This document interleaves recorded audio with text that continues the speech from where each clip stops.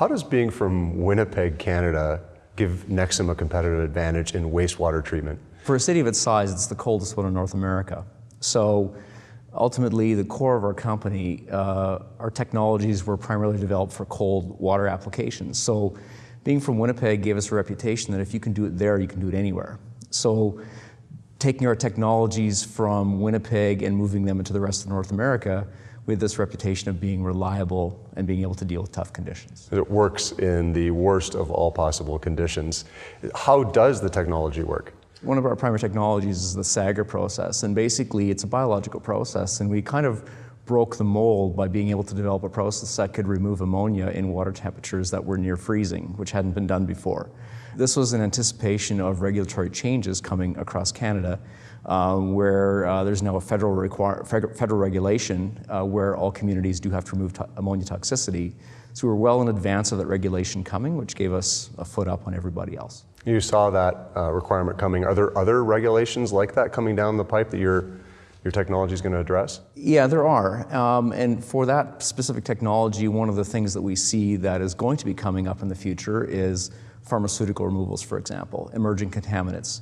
We're actually doing some research right now and are having some very good preliminary results in terms of the effectiveness of the process to be able to remove those emerging contaminants. So we see that as being exciting. Even though most licenses do not require it, it's something that's going to be coming. You characterize it as emerging. Why does that trend exist, and why do those other contaminant trends of growth in contaminants, why do those trends exist? Well, they're emerging because up until the last number of years, they've been relatively poorly understood. And in addition to being poorly understood, it's also been difficult to actually effectively measure the concentrations because they're very, very low. And it's really a long-term effect in terms of changes in aquatic species, for example, as we have more and more pharmaceuticals that go into the environment and into the waterways. When you look at the Nexom solution from a municipality's perspective, what is the ROI they can expect to achieve? Well, we focus on the small to medium-sized municipalities, so their perception of ROI often is a bit different than what some of the larger utilities might be. Right. Where we see generally their return is that they are very comfortable they're going to meet all of their regulatory requirements, okay? That's mandated for them.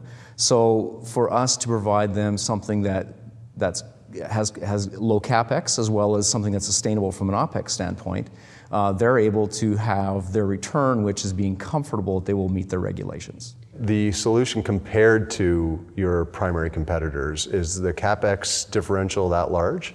Yeah, a big part of that is that as we've gone through our technology development processes, we're always focused on taking and recognizing that the majority of municipalities across North America have some form of wastewater treatment already. So how can you take and maximize existing infrastructure they have, which is generally paid for, and be able to do essentially bolt-on technologies to be able to meet upcoming effluent regulations, and most of the time today they're related to nutrients.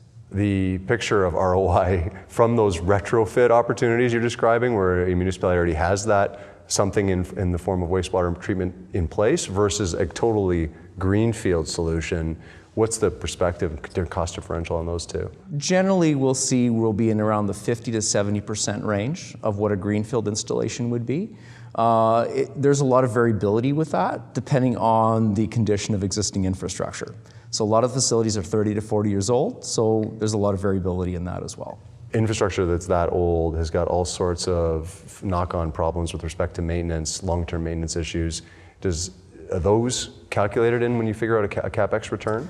Yeah, they are, because generally the existing infrastructure is very, very simple and rudimentary. So there's generally quite low OPEX costs related to that because they were initially designed to not have to remove nutrients. So they did the most basic of treatment. So there really is no high tech associated with that 30 to 40-year-old infrastructure, so it doesn't reduce its value like you might see with something that's more high tech. Where do you think machine intelligence can enter the wastewater treatment life cycle?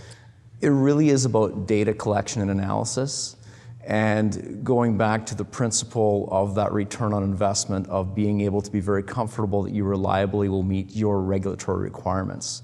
And to have that sense of security that the data that you're collecting for the regulators is going to be compliant, and the quicker you know what that data is and the more you can analyze that data will give people a higher sense of comfort, which is really what it is, to make it easy for them.